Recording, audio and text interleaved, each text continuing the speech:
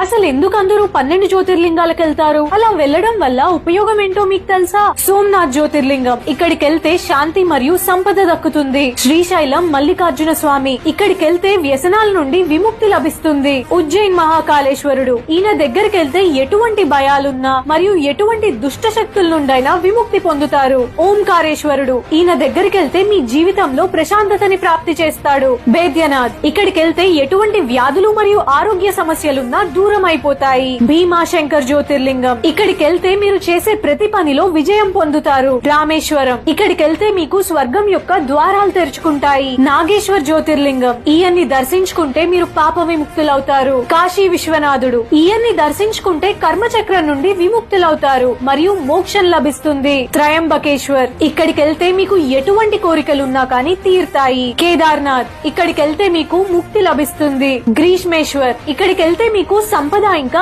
ఆయురారోగ్యాలు లభిస్తాయి.